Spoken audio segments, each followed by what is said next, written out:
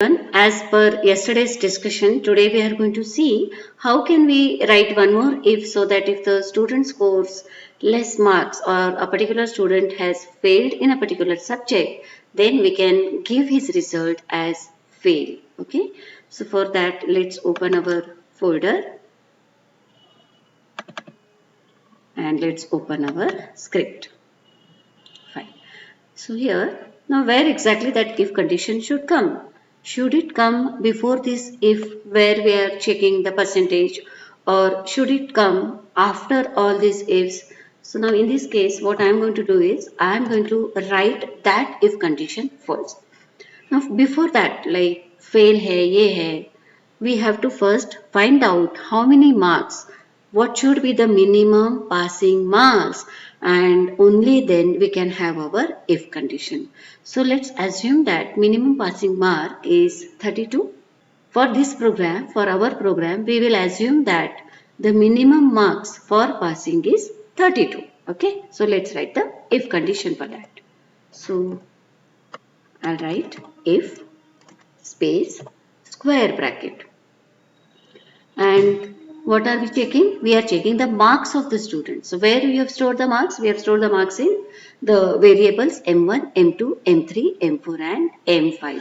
So let's start checking for the marks M1, M2, M3, M4 and M5. $M1 is, now if anybody scores less than 32, that particular student has failed in that subject, right? So we have to use hyphen less than L than LT. For less than, what are we going to use? Hyphen LT. So if $M1 is less than 32, or or, so we are going to use or. Now see, before using the or, what we are doing, we are closing that square bracket. Every condition is separated within the square brackets. If the student has failed either in M1 or M2 or M3 or M4 or M5, we are going to use any one of the subject. If user has failed, if the student has failed, then we are going to say that his result is fail. So there is the or. You see this particular operator, this is the or operator. Okay, or what? Or $M2 is less than 32.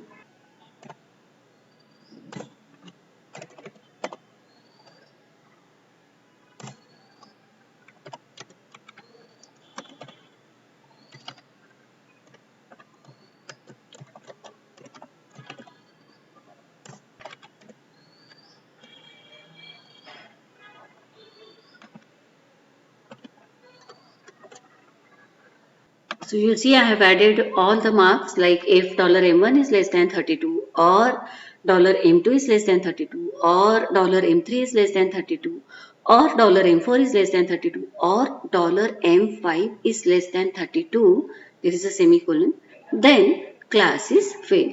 Now what we have done here, we have added one if condition. Okay, if any of these conditions is true, then the class is going to be fail. Else, if any of these conditions is true, then student is fail. If all the conditions are false, that means the control will go to the else part. Then we are checking the percentage of the student and we are going to decide depending upon the percentage whether the student has failed or passed. Now what we have done here is, what we have done, we have added the if condition, one more if condition. So yesterday in video I told you that every if condition has to be closed with the reverse of if, has to be closed with fi. So let's add one more fi for closing the first if condition. Let's save the program, close the program and run the program. Let's execute the program. So I will say bash osb1.sh, type the name Bhartej. Let's give some marks to the student, 67, 87, say 23, less than 32, let's check it, 82, 79, if you see, the student has actually scored good marks in other subjects: 67, 87, 23, 82, 79, and the total is 338 and the percentage is 67. But what is the result? The result is fail. Why? Because if you see, M1 is 67, M2 is 87, but M3 marks of the third subject is 23, which is less than 32, and that's why the result of the student has come as fail. Okay, so that was missing in our previous program and we have added it and it's really working good. Can we alter our program again so that we can check whether the user enters the numbers or user enters the marks within the given range? Now, what should be the range? 0 to 80. Suppose we are conducting the exam out of 80. So let's do that. Let's alter our program to have that condition. Okay. So where that condition should be? Now when user is entering the marks, immediately after the marks have been entered, we can have that condition. Can we guide the user in our echo command here? What we are saying, enter the marks of 5 subject. Can we give some hint to the user? So we can say 0 to 80. So user understand, the user has to give or enter the marks between 0 and 80. This is just a hint given to the user. Let's add the condition.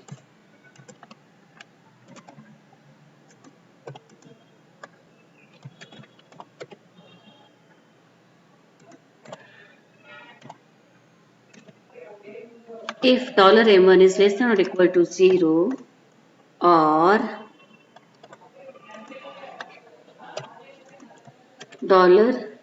$M1 is greater than 80. See, so if you see, like we have to add two conditions for one marks, like M1 less than or equal to 0 or M1 greater than 80 or M2 less than or equal to 0. It's not M3, it's M2. M2 less than or equal to 0, greater than 80. So for every marks, for M1, M2, M3, M4, M5, we have to keep on adding two conditions. How many conditions in one line? So can we make it simple? Yes, we can make it simple. How do you make it simple? We can use a loop. Let's use for loop because it's very easy to understand. So we will rewrite our program, and instead of having such complex if condition, we can make it easy by using the for loop. Let's alter our program. So how do we write it? Let's use the for loop. So we say for. Now whenever we are using a for loop, we have to use one variable so that that variable can start reading one single variable which can read the marks from M1, M2, M3, M4 and M5. So let's do that. Let's take some variable. Let's take it as mark. So for mark, in $M1 space $M2 space $M3 space $M4 space $M5, add a semicolon, and there is do which is associated with for. So we say for mark in $M1, $M2, $M3, $M4, $M5, semicolon. Do what? You are going to read these marks and find out whether it is less than 0 or whether it is greater than 80. Then this is invalid mark. Okay. Can anybody score 0? Yes, why not? So 0 marks is not invalid. So instead of less than equal to, let's put if it is less than 0 or $mark is greater than 80 semicolon, then are we going to display some message to the user? Let's do it. Invalid marks entered, right? And we have to stop the program. So to stop the program, we have to use exit. And since there is a reason to exit the program, to stop the program, we are putting 1. Okay, so exit 1 means we are exiting with some error because there was an issue. And let's close the condition. How do we close the condition? By using fi. See, once again, let me just explain you what is a for loop. So we start with the keyword for, then in that case, because we want to read the marks of more than one subject, we have created one variable. The name of that variable is mark. So for mark in means what? From where are you going to read those values? So in M1, so $M1, $M2, $M3, $M4, $M5. So mark is going to read the first value from M1, check whether it is less than 0 or if it is greater than 80, it's going to display the message. After that, again it is going to come back and it is going to read the marks which are stored in M2. So mark is going to read or save the value of M2 and check if it is less than 0 or greater than 80. If yes, it is going to display this error message. Next, again it comes and reads the marks of third subject, that is from $M3, and check the same condition, and this procedure is repeated for M4 as well as for M5. So if you see, this is much more easier and it is less complex compared to the if condition that we were writing before. Can we do it with the if condition? Yes, you can always do it. But what is the goal? The goal is to make the program simple, right? So this is the simplest logic that we can apply. Okay, let's run the program.